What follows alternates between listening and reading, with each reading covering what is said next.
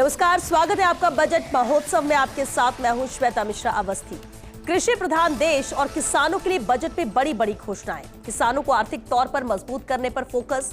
केंद्र की मोदी सरकार हो या फिर राज्य की भजनलाल सरकार, दोनों सरकारों की कोशिशें रंग भी ला रही हैं। राज्य में भजनलाल सरकार किसानों को राहत दे रही है, फिर चाहे किसान सम्मान निधि का दायरा बढ़ाने की बात हो या फिर सस्ती ब्याज दरों पर फसली ऋण उपलब्ध करने की बात हो।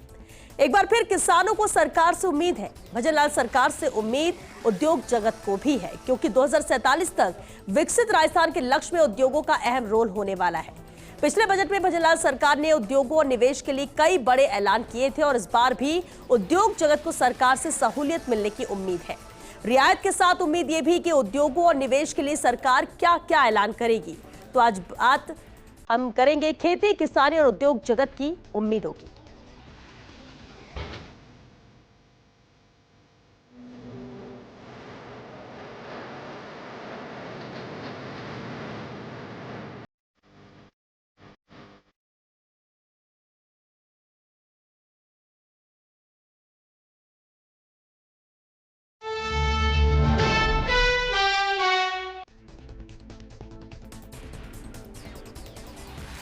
और चलिए इस खास मुद्दे पर चर्चा के लिए खास मेहमान हमारे साथ जुड़ चुके हैं। सबसे पहले उनसे रूबरू करा देते हैं आपको। हमारे साथ चर्चा में शामिल हुए हैं स्वरूप सिंह जी, पूर्व निदेशक हैं राष्ट्रीय कृषि अनुसंधान से। बहुत स्वागत है स्वरूप सिंह जी आपका।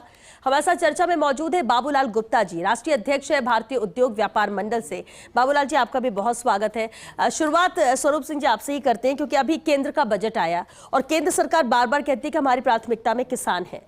राज्य सरकार भी ये कहती है कि प्राथमिकता में हमारे किसान, गरीब, महिला, युवा है। अब जबकि राज्य का बजट आ रहा है, स्वरूप जी, किसान की आय बढ़ाने के मद्देनजर अगर बात करें या उसे और मजबूत करने के मद्देनजर बात करें, क्या आपको उम्मीद लगती है कि इस बजट में शामिल किया जाना चाहिए जो किसानों को राहत देगा? मैडम, राजस्थान में करीब 70% आबादी किसान आबादी है जो गाँव में रहती है। उसके बाद 70 से 80% क्षेत्रफल जो राजस्थान का है उसमें खेती का कार्य होता है। किसानों की स्थिति लगातार बिगड़ती जा रही है और किसान लगातार घाटे में जा रहा है। उसका 3 कारण मैं बताता हूँ। सबसे पहले तो लैंड होल्डिंग जो किसान के पास थी वो अब कम होती जा रही है। पहले जो किसान 50 बीघे ज़मीन जो रखता था वो धीरे धीरे बट के उसके पास 1 हेक्टेयर ज़मीन रह गई या 5 बीघा ज़मीन जो रह गई है, वो एक मेन कारण किसान का है। दूसरा, उसको उचित मूल्य भी नहीं मिल पाता। किसान को जो अपनी फसल बेचने जाता है वो उसका उचित मूल्य भी वहाँ किसान को नहीं मिल पा रहा है। तीसरा कारण है ज़मीन की उर्वरा शक्ति क्षीण होती जा रही है, लगातार कमज़ोर होती जा रही है। उसका रीज़न ये है कि लैंड होल्डिंग जो कम हो रही है किसानों की, उससे लगातार किसान एक ही फसल लेता जा रहा है। जैसे मैं आपको एग्जाम्पल दूँ, भरतपुर में सरसों की फसल होती है। किसान के पास 5 बीघा ज़मीन है तो वो सरसों उसमें लगातार हर साल लेता है। इससे बीमारियां, फसलों में बीमारियां, कीट का उत्पन्न होना, ये सब चीज़ें हो जाती हैं और उससे किसानों की उपज पे बहुत ज़्यादा इफेक्ट पड़ रहा है। मेरा सरकार से ये अनुरोध है, सरकार अपने बजट में लैंड होल्डिंग तो बढ़ा नहीं सकती, पर ज़मीन की उर्वरा शक्ति के ऊपर काम किया जा सकता है, जिससे उसमें जैसे पहले यूरिया का उपयोग किसान करते हैं। जब यूरिया आया था, दानेदार यूरिया आया था, तो किसान उसको लेने में बहुत ज़्यादा इंटरेस्टेड नहीं रहता था और जगह जगह डेमोस्ट्रेशन लगाने पड़ते थे कि सरकार को या क्रबको को, इफ्को को। ये अब नैनो यूरिया सरकार ने चालू किया है और नैनो DAP, इसकी कीमत भी बहुत कम है, पर किसान उसको अभी उपयोग में नहीं ले पा रहा है। उसका रीज़न है कि किसान स्प्रे नहीं करना चाहता। इससे अगर यूरिया जो इस दानेदार यूरिया है उससे ज़मीन खराब हो रही है। नैनो यूरिया से डायरेक्ट फसलों पे स्प्रे होता है और उससे फसल डायरेक्ट एब्जॉर्ब करती है न्यूट्रिएंट्स को और उसकी उपज भी बढ़ेगी और ज़मीन भी खराब नहीं होगी। इस पर सरकार को बहुत ध्यान देना जरूरी है। जिससे अभी केंद्र सरकार ने भी ड्रोन किसानों को दिए हैं, कुछ जगह ड्रोन दिए हैं किसानों को। और ड्रोन में सब्सिडी दे किसान को भाई कि एक किसान अगर 1 बीघे खेत में स्प्रे कराएगा तो 200 रुपये ड्रोन लेता है तो 50 रुपए किसान को वो सरकार दे दे, इस तरह की प्रावधान इससे रियायत मिल सकती है, हाँ, इससे किसान को रियायत मिल सकती है। बिल्कुल, बहुत इंपॉर्टेंट पॉइंट्स का आपने जिक्र किया स्वरूप सिंह जी। बाबूलाल जी, मैं हमारे साथ, क्योंकि हम किसान और खेती किसानी को लेकर भी बात कर रहे हैं, उम्मीदों की, तो साथ साथ उद्योगों को लेकर भी बात करें। बाबूलाल जी, लघु और मध्यम उद्योगों की बात करें, एमएसएमई सेक्टर की बात करें, किस तरह से इन्हें बढ़ावा दिया जा सकता है? आपको क्या लगता है, इस पर क्या ऐलान बड़े हो सकते हैं या उम्मीद की जा रही है? क्योंकि ये भी प्राथमिकता में सरकार के हमेशा से रहते हैं, और जब हम विकसित राजस्थान 2047 के लक्ष्य की बात करते हैं तो उसके मद्देनजर तो इंफ्रास्ट्रक्चर मजबूत होना चाहिए और उसमें फोकस और कहें कि अहमियत उद्योगों की बढ़ जाती है, क्योंकि पिछली बार भी औद्योगिक क्षेत्रों को लेकर भी घोषणा की गई थी और इस बार भी राइजिंग राजस्थान के बाद यही उम्मीद की गई। क्या लगता है आपको कि इस सेक्टर को क्या चाहिए जो इस बार बजट पे होना चाहिए? देखिए, पहले तो मैं ये बात करूंगा जी कि अभी पिछले दिनों बड़े जोर शोर से एक मुद्दा उठा था और फूड सेफ्टी स्टैंडर्ड अथॉरिटी ने उसमें दखल की। इवन ऐसा समझ लीजिए कि हांगकांग और सिंगापुर तक के हमारी जो एग्रीकल्चर बोर्ड है उसको डिफेंस करना पड़ा, क्योंकि पेस्टिसाइड, ठीक है, जैसे आप श्रीमान अभी फरमा रहे थे जी कि यूरिया के 2 तरह के यूरिया है और अभी जो आ रहा है यूरिया शायद अच्छा होगा, परंतु मेरा कहना यह है कि किसान रुकता नहीं है, तो हमें उसे कहीं रोकना होगा, क्योंकि पेस्टिसाइड इतनी ज़्यादा बढ़ गई है। खेती को ज़्यादा फसल लेने के लिए किसान को 1 कट्टा 2 कट्टे की बात की जाती है और 5 कट्टे डालता है कि उसमें ज़्यादा फसल हो, तो इसे रोका जाने के लिए भी कुछ न कुछ इस बजट में सोचा समझा जाना चाहिए, ताकि किसान को नुकसान नहीं हो, परंतु उसे फसल लेने में बहुत ज़्यादा यूरिया का या दूसरी पेस्टिसाइड का उपयोग नहीं करना पड़े। ठीक है। तीसरी बात मैं ये कहना चाहूँगा कि जैसे केंद्र सरकार ने भी अभी जोर दिया है कि हर तरीके से तिलहन की पैदावार और दलहन की पैदावार बढ़ाई जानी चाहिए, क्योंकि तिलहन में हम 1 करोड़ 45 लाख टन के करीब तेल आयात करते हैं, और अब तो बहुत दिक्कत आएगी हमको, क्योंकि अभी एक देश ने कहा है कि जो जितनी टैरिफ हमसे लेते हैं हम भी उतना ही चार्ज करेंगे। यदि इसी तरह की बात ब्राज़ील करता है, इंडोनेशिया करता है, मलेशिया करता है, तो हमें बड़ी तकलीफ आएगी और हमारा तेल कितना महंगा हो जाएगा जिसका कोई ठिकाना नहीं है। तो इसके लिए तिलहन की पैदावार बढ़ाई जाए।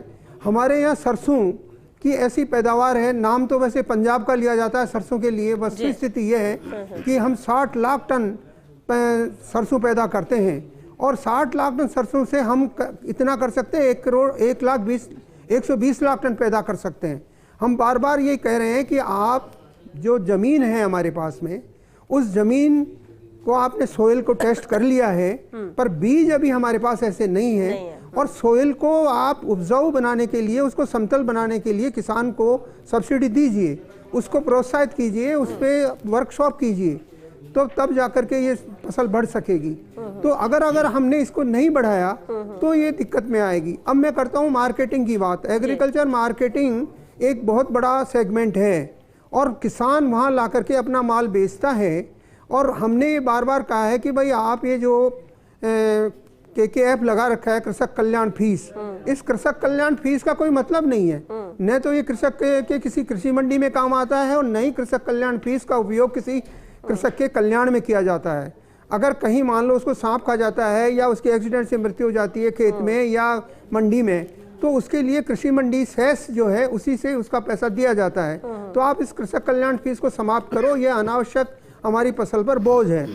इसी के साथ हमने उनको ये कहा है कि बाहर से जितना भी मान लो हमारे उद्योग है, मैं उद्योगों पे आ रहा हूँ, अगर हमारे उद्योग बाहर से माल लेके आते हैं, कृषि जिन्स लेके आते हैं, तो उन कृषि जिन्स को आप दोबारा से मंडी टैक्स लेते हो, दोबारा से दूसरी चीज़ें, ये जो कृषक कल्याण फीस है ये लेते हो, क्योंकि वो उसके पास पुख्ता कागज़ हैं, पुख्ता रसीद है कि वो जिस भी प्रांत से लेके आया है वहाँ वो चुका करके आया है।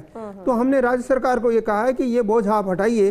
तो ये एक, क्योंकि चाहे वो ट्रेडर लाए चाहे वो इंडस्ट्री से लेके आए, अल्टीमेटली वो इंडस्ट्री में ही काम आता है। अब बात करते हैं इंडस्ट्री को सीधी आगे बढ़ाने की बात। अभी बात की गई है और बड़ी हमारी सरकार भी इसमें चुस्त दुरुस्त है कि ज़्यादा से ज़्यादा कारखाने लगें जिसमें ज़्यादा तेल मिलें आएँ, ज़्यादा आटा मिलें आएँ, ज़्यादा दाल मिलें आएँ, ताकि हम जो प्रोडक्शन या पैदा कर रहे हैं, हमारे 60 लाख टन हम पैदा करते हैं ये सरसों, और कुल मिलाकर के 12-13 लाख टन हम क्रश कर पाते हैं। हम यहाँ पैदा करते हैं 20 लाख टन चना और केवल 5 लाख टन चना ही हम यहाँ क्रश कर पाते हैं। तो ये कृषि के लिए भी आप हमको उद्योग आगे बढ़ाना होगा। ठीक है बाबूलाल जी, अहम बात आपने कही कि यहाँ पर प्रोडक्शन और ज्यादा हो, उसके लिहाज से भी यहाँ पर सोचना चाहिए और इसलिए कारखाने ज्यादा हो, इसका आपने जिक्र किया। हमारे साथ हमारे अगले मेहमान बनेचंद जैन जी भी जुड़ गए, अध्यक्ष है अराठिया से। बनेचंद जी, बहुत स्वागत है आपका। हर बार हम बजट पे बात करते हैं, जब हम खेती किसानी की बात करते हैं, किसानों की बात करते हैं, टैक्स को लेकर बात करें, बहुत सारी मांगे, लेकिन हम अगर खेती से जुड़े इक्विपमेंट की बात करें, उपकरणों की बात कर लें, आपको लगता है कि पिछली बार भी मांग की गई थी, उसे इसमें शामिल किया गया या नहीं, या इस बार की उम्मीदें क्या है? देखिए जी, अभी राहत किसान को मिल सके डायरेक्टली या इनडायरेक्टली। देखिए, अभी इन्होंने राइजिंग राजस्थान का आयोजन किया था, बड़े धूमधाम से किया, अच्छा भी हुआ, उसमें एमओयू भी काफी अच्छे हुए जी। परंतु सवाल ये आता है कि आप कुछ भी कर लें, यदि किसी इंडस्ट्रियलिस्ट को किसी इंडस्ट्रियल एरिया में ले जाके जमीन दिखाओगे और वो देखेगा यहाँ सड़क टूटी हुई है, सीवरेज लाइन नहीं है, लाइट की व्यवस्था नहीं है, हॉस्पिटल नहीं है, ट्रांसपोर्ट नगर नहीं है, तो वो वहाँ पे इंडस्ट्रीज क्यों लगाएगा? भाई, व्यापारी हमेशा ये सोच के इंडस्ट्रीज लगाता है मैं इस इंडस्ट्रीज से कुछ कमाऊं। यदि कमाने का कोई जरिया ही नहीं है, अभी देखिए आप, महिंद्रा सेज इन्होंने बनाए हुए हो गए 15 साल, ठीक है, 15 साल से हम लोग रेगुलर इनको ज्ञापन दे रहे हैं, जब भी जो भी सरकार रही है, कांग्रेस रही है चाहे बीजेपी रही है, हम ये मांग करते रहे हैं, भाई ये तो आपने इंडस्ट्रियल एरिया बता रहे हो, एशिया का सबसे बड़ा इंडस्ट्रियल एरिया, जब इतना बड़ा इंडस्ट्रियल एरिया है अभी तक डेवलप क्यों नहीं हुआ? क्योंकि इसके एडजॉइनिंग जो सड़कें हैं, जो 100 फीट और 200 फीट रोड इन्होंने बताई है, जो national highway number 8 Ajmer highway से ही मिलती है, अब अजमेर हाईवे से ये जो 100 फीट 200 फीट की रोड है वही अभी तक नहीं बनी।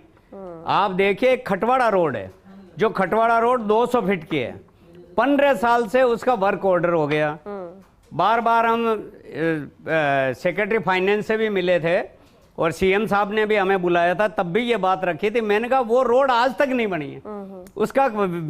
उसके पीछे खास रीजन ये रहा है कि जब भी बनती है थोड़ी देर बन के रुक जाती है, हम जाके ठेकेदार को पूछते हैं, हम वहीं के रहने वाले हैं, ठेकेदार को पूछते हैं तो वो कहते हैं सरकार से हमारे को अभी तक कोई बिल हमारा पास नहीं हुआ, इसलिए हम इससे नहीं जुड़ रहे हैं। एक दूसरी बात हमारी थी, ये जो सोडाला से लेके बगरू तक, ये इतना लंबा 40 फीट का नहीं, ये 40 किलोमीटर का एरिया है, यहाँ 200 से ज्यादा कॉलोनियां हैं, 8 से ज्यादा इंजीनियरिंग कॉलेज है, 20 से ज्यादा सेज के अंदर नेशनल लेवल की स्कूल है। इतना सब कुछ होते हुए भी वहां पे एक भी हॉस्पिटल नहीं है। जब इतने बड़े इंडस्ट्रियल एरिया में इतने उद्योग लगेंगे तो, और 200 से ज्यादा कॉलोनियां हैं, तो वहां पे आदमी मरीज भी आएगा, वहाँ हाईवे पे एक्सीडेंट भी होते हैं, इंडस्ट्रीज में भी एक्सीडेंट होते हैं। उद्योग और किसानी से इतर आप इन ये जो मूलभूत जरूरतें उसकी आप बात कर रहे हैं कि इस पर फोकस होना चाहिए, लेकिन क्योंकि मुख्यमंत्री बजट से पहले भी लगातार सुझाव ले रहे, लगातार बैठ के कर, क्या ये सुझाव उन तक पहुंचाए गए आप लोग के जरिए? हाँ, हम लोगों ने ये पहुंचाया, लिख के दिया उनको, और वहाँ पे टैक्स एडवाइजरी कमेटी में बाबूलाल जी गवाह, मैं बोल के आया हूँ ये बात, और इन्होंने हमारी बात को अच्छी तरह से माना कि भाई इनकी बात जायज बात है, ये होना ही चाहिए, परंतु ये हर बार आश्वासन ही मिलता है, होता नहीं है। यदि ये इस बार नहीं हुआ तो यहाँ पे इंडस्ट्री लगेगी कैसे, ये तो बताएं। और जितनी भी बड़ी इंडस्ट्रीज है, जैसे टेक्स में है, CRI है, SKB है, ये केबल इंडस्ट्रीज है, फिनोलेक्स है, RR है, शक्ति है, बड़ी बड़ी इंडस्ट्रियल एरिया में ये सब साउथ में लगी है। साउथ में लगने की वजह है वहाँ के सुविधाएं ज्यादा है वहाँ पे, यहाँ पे इसलिए नहीं लगी। अभी राइजिंग राजस्थान इन्होंने करा, एक भी बड़ी इंडस्ट्रीज इनके यहाँ नहीं आई, ठीक है, जो हमारे एग्रीकल्चर सेक्टर में वायर केबल वाली। स्वरूप सिंह जी, अब अगर बात करें बजट को लेकर, क्योंकि किसानों के लिहाज से अब वो खेती किसानी तो अपने स्तर पर कर रहे हैं, लेकिन तकनीक के स्तर बात करें या मशीनों के स्तर पर बात करें, आपको लगता है कि इसे और मजबूत करने की जरूरत है, या इसे लेकर भी गवर्नमेंट कोई ऐलान कर सकती है? मैडम, इसमें जो तकनीकी की जहाँ तक सवाल है, कृषि विश्वविद्यालय राजस्थान में 5 कृषि विश्वविद्यालय हैं, उसमें अनुसंधान पे काम हो रहा है। अनुसंधान पे काफ़ी कम सरकार का जोर दिया जाता है और सरकार अनुसंधान के लिए कोई बजट अलग से नहीं रख पाती है। अनुसंधान जब तक नहीं होगा तो आपकी जो वैरायटी हैं, जिसमें कम पानी में आपको वैरायटी निकालनी है या डिजीज रेजिस्टेंट वैरायटी आपको निकालनी है, और दूसरे सॉइल टेस्टिंग के काम करने हैं, ये सारी रिसर्च के ऊपर है। तो आपको बजट में राजस्थान सरकार को कृषि विश्वविद्यालयों को स्ट्रेंथन होना बहुत ज़रूरी है। इससे किसान डायरेक्ट जुड़ा भी रहता है, क्योंकि केवी के किसानों के पास डायरेक्ट जाते हैं गाँव में, वो किसानों को तकनीकी का ज्ञान प्रोवाइड कराते हैं और वो ट्रेनिंग भी करते हैं। इसलिए मेरा सुझाव ये है कि कृषि विश्वविद्यालयों के लिए भी सरकार को अनुसंधान के लिए बजट का प्रावधान रखना चाहिए, ताकि ये सीधा किसानों के लिए उपलब्ध लेकिन होता स्वरूप है। सिंह जी, ये तो प्राथमिकता में सरकार की है, क्योंकि सिर्फ खेती किसानी नहीं है, जो उसकी पढ़ाई कर रहे हैं और आगे की जो नई जनरेशन है वो भी किसानी में रुचि ले और उसमें आ गया है, इसलिए ये अनुसंधान जरूरी होते हैं, इसलिए इस कृषि विश्वविद्यालय की तादाद भी लगातार बढ़ रही है। आपको क्या लगता है कि आप प्राथमिकता में उतना नहीं लिया जा रहा है अभी अनुसंधान केंद्र को, या कृषि के लिहाज से? इतना सरकारें, कोई भी सरकार हो, वो कृषि विश्वविद्यालयों को इतना बजट नहीं दे पाती है। अनुसंधान के ऊपर जो भारतीय कृषि अनुसंधान संस्थान है वही पैसा देती है। राजस्थान सरकार की तरफ से पैसा बहुत कम दिया जाता है और इससे अनुसंधान पर इफेक्ट पड़ता है। आप जब भारतीय कृषि अनुसंधान पैसा देता है तो वो अपने हिसाब से वो रिसर्च कराता है। आप राजस्थान सरकार पैसा देगी तो वो राजस्थान के हिसाब से उस पर अनुसंधान होगा और राजस्थान के किसानों पर उस पर लाभ होगा। ठीक है। इससे अब जैसे बागवानी पे बहुत ज़्यादा जोर नहीं दिया जाता, अब बागवानी पे जोर दिया जा रहा है। राजस्थान का किसान जालौर में जैसे अनार होने लग गया है, डेट पाम होने लग गया है, जैसलमेर में कई जगह आम की होने लग गया है। तो इस पे भी किसानों के लिए सरकार, राजस्थान सरकार को जोर देना चाहिए कि भाई बागवानी, किसान बागवानी को अपनाएं। ठीक है बाबूलाल जी, अभी क्योंकि मंडी को लेकर भी आप बात कर रहे थे और इस पर आप बेहतर बता भी सकते हैं, क्योंकि इससे पहले भी जब इसे लेकर चर्चा हुई, किसान हमारे साथ जुड़े थे जो सीधे खेती करते हैं और आय की बात करते हैं, वो तो यही कहते हैं कि हम चाहते हैं कितनी आय हो जाए कि हम किसान भी टैक्स देना चाहता है, लेकिन उस लायक तो उसे बना दिया जाए। अब मंडी को लेकर किसान की फसल खेतों से निकलकर मंडी तक पहुंचने में भी किसानों को कई दिक्कतें आती हैं। आपको लगता है कि इस जो प्रॉब्लम्स है या जो दिक्कतें, उसका भी समाधान चाहिए, इसको लेकर भी कुछ बजट में आना चाहिए ताकि किसान के लिए ये आसान हो सके? रहा देखिए, ऐसा है, पहले तो मैं आप ही का प्रश्न का जवाब देता हूँ कि किसान जब अपने खलियान से समझ लीजिए कि उपज निकाल लिया और निकाल करके वो सीधा खेत में ही मंडी में लाना चाहता है। अभी इसके दो सुझाव चल रहे हैं। एक तो यह है कि किसान के घर पर हमें वेयर हाउसिंग की व्यवस्था दी जानी चाहिए, छोटे छोटे वेयर हाउसेस। तो उसके लिए अपने बजट में कुछ न कुछ प्रावधान राज्य सरकार लेके आए। दूसरा यह है कि वो जो वहाँ कुछ या तो मंडी के स्तर पर ये तैयार किया जाए कि ग्रेडिंग, क्लीनिंग और शॉर्टिंग, वो जो माल लेके आए, जो भी कृषि उपज लेके आए, वो वेल पैक्ड होकर के मंडी में बिके, तो ऑटोमेटिक ही किसान की जो आय है वो उसको ज़्यादा मिलेगा, क्योंकि अच्छा प्रदर्शन होगा, माल उसके अच्छा होगा, कृषि उपज उसकी अच्छी दिखाई देगी।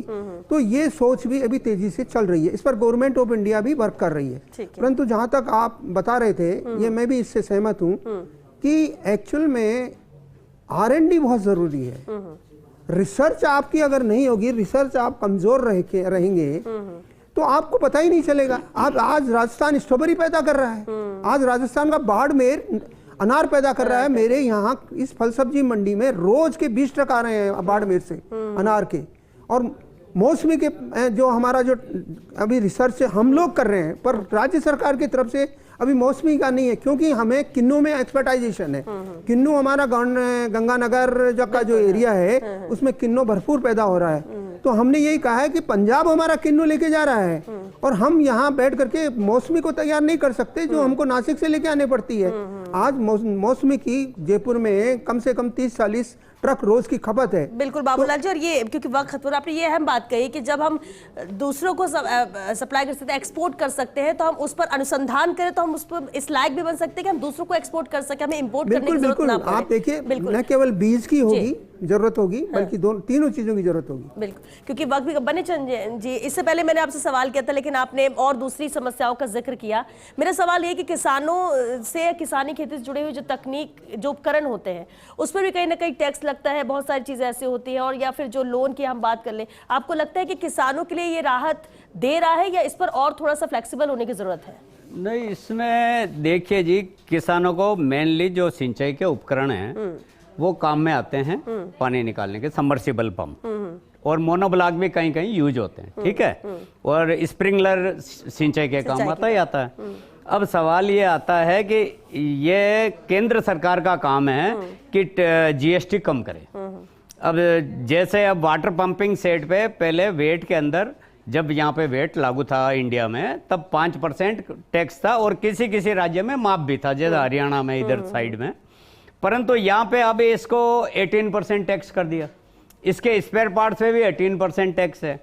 अब एक पंप जो आता है 25,000 से लेके 2 लाख तक, एचपी के हिसाब से इनकी रेट होती है। जब 2 लाख का कोई पंप खरीदेगा और 18% 18% टैक्स देगा, 36,000 तो एक किसान के ये भार पड़ ही गया। तो और इसके वाइंडिंग वायर इसमें जो यूज आता है 900 रुपए किलो की चीज है।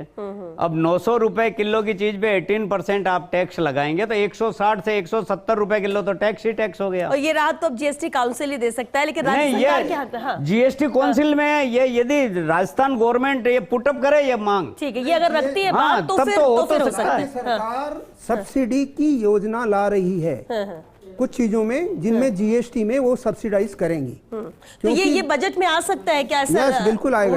उम्मीद यही है कि इसमें बजट में आएगा, ताकि सब्सिडी सही, क्योंकि कुछ भी करे राहत किसान को मिलना चाहिए, और वो कैसे राहत देना है वो राज्य सरकार को देखना होगा कि बजट में आता है। बात हमारे ने तो खत्म हो गया। हाँ, ने तो केंद्र सरकार सुन रही है, ने राज्य सरकार नहीं। बिल्कुल, आप उम्मीद तो कर सकते हैं, इसलिए उम्मीद तो जरूर लगाए उम्मीद कर सकते हैं कि भाई जब समस्या पहुंचेगी सरकार तक तो उस पर कुछ तो राहत निकलेगी।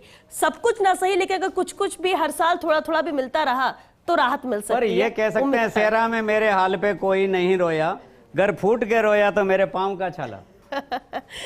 चलिए, बहुत शुक्रिया आप सभी का इस चर्चा में शामिल होने के लिए। तो देखिए, उम्मीद है, उम्मीदों का ही बजट होता है। राज्य सरकार से ही बहुत उम्मीद है, और जिस तरह से हम बात भी कर रहे थे कि जब हम किसानों की बात करते हैं, उसे प्राथमिकता में लेते हैं, तो उसकी समस्याओं को प्राथमिकता में लेकर उसका समाधान होना चाहिए, और ये तभी संभव जब इसे बजट में शामिल किया जाए।